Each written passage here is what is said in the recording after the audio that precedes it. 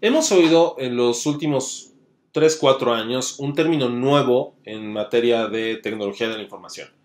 Y es este llamado Big Data. ¿Qué es eso de Big Data? Bueno, pues alguien lo podría traducir como grandes datos, datotes, etcétera. En realidad, el concepto varía. Algunas personas dicen que Big Data viene en esencia de esa novela de George Orwell que se llama 1984, en donde se menciona al Big Brother, este personaje o esta situación en la cual la sociedad está siendo espiada, monitoreada, analizada todo el tiempo. ¿A través de qué? De cámaras, de micrófonos, de sensores, etcétera. Y por supuesto esta definición se parece mucho a lo que es realmente el Big Data. Pero tenemos algunos datos al respecto de qué es lo que significa eso. Por ejemplo, el Big Data, una de sus definiciones más comunes, es que es el uso de grandes volúmenes de datos para analizar tendencias, comportamientos, movimientos e incluso predecir situaciones.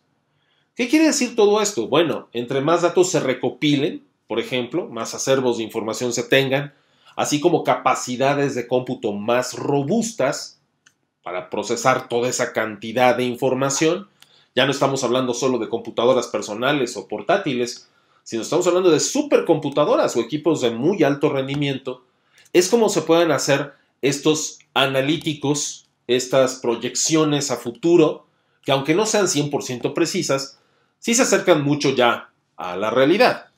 ¿Y esto por qué? Porque se hace acopio de toda esta información para marcar cierta tendencia. Por supuesto, el Big Data implica ciertas disciplinas, y algunas de ellas tienen que ver esencialmente con matemáticas. Pero en esencia, el Big Data entonces de lo que se trata es de ese análisis de todos los datos, o los datos que hablan de todo. Hemos oído otro concepto paralelo que es la Internet de las cosas. Por ejemplo, todos esos sensores y demás recursos que proporcionan información al respecto de lo mismo una puerta abierta que una cámara activada, etcétera, etcétera. Esa es la Internet de las cosas. Ya no son solo computadoras conectadas, sino múltiples tipos de aparatos, especialmente este tipo de sensores, y es por eso que a la Internet de las cosas también se le llama la inteligencia en todos lados, ya que tenemos esa recopilación de información en todos los lugares. Pues ese es uno de los pilares del Big Data, el tener información de todos los sitios.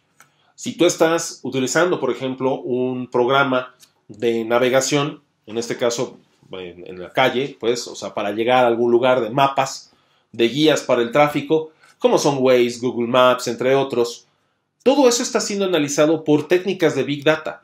¿Para qué? Para cruzar la información que viene de todos los automovilistas que se están moviendo en un determinado horario en la ciudad o en algunos lugares de la ciudad, y entonces hacer una proyección de por dónde se está moviendo el tráfico y darte una mejor idea de cómo puedes llegar más rápido o la ruta más corta hacia donde es tu destino. Esto se apoya en el Big Data. Por supuesto, requiere de cómputo, otro de los pilares importantes del Big Data.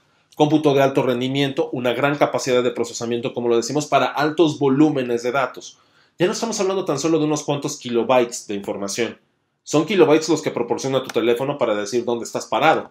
Esto es los datos de GPS o de geoposición.